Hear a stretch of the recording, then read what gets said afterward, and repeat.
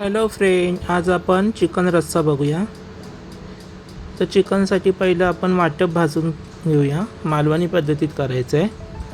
तर इथे पॅनमध्ये तेल टाकलं। तेल गरम झाल्याच्या नंतर 2 मध्यम आकाराचे कांदे घेतलेत उभे चिरलेले, आणि सुकं खोबरं आहे, कोथिंबीर आहे, आणि 3 हिरव्या मिरच्या आहेत वाटपामध्ये। पहिला ती कांदा, कोथिंबीर आणि हिरव्या मिरच्या भाजून घेऊया, आणि नंतर मग हे किसलेलं खोबरं टाकूया।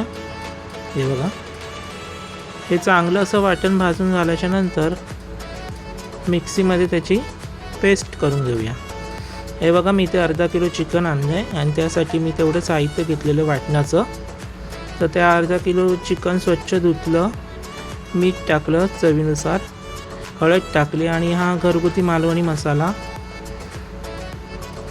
टाकून झाल्याच्या नंतर धना पावडर आणि गरम मसाला, हे सगळं मसाले मिक्स करून झाले।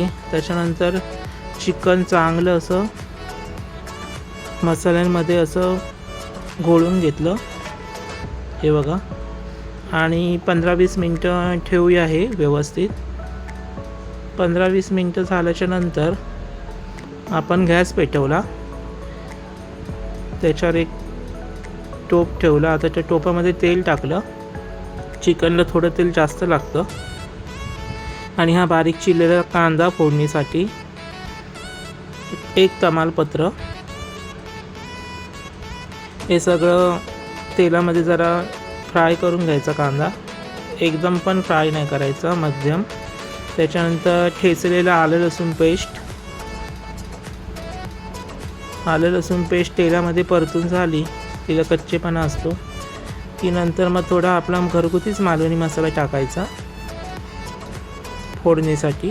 हा बघा, रंग कसा आला आहे बघा, मस्त असं लाल भडक। दुसरा मसाला टाकायची गरज नसते मग। आणि मग हे मॅरिनेशन करून ठेवलेलं चिकन आहे ते आपण मग त्या फोडणीमध्ये परतून घ्यायचं।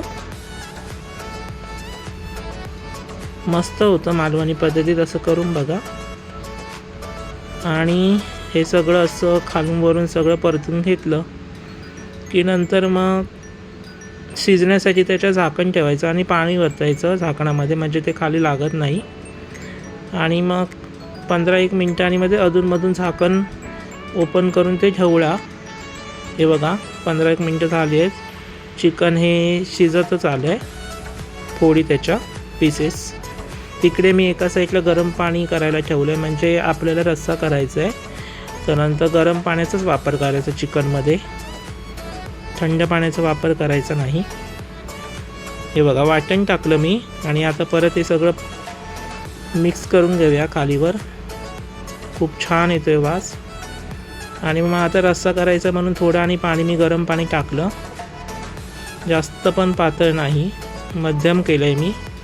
ह्याच्याबरोबर वडे करायचे आहेत चिकनबरोबर।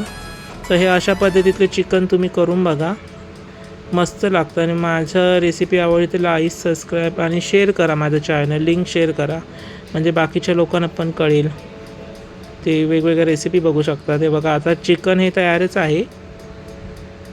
तर अशा पद्धतीत तुम्ही करून बघा, तुम्हाला नक्कीच आवडेल। बघा कशी त्याला चांगलं असं शिजल्यामुळे असे बुडबुडे येत आहेत।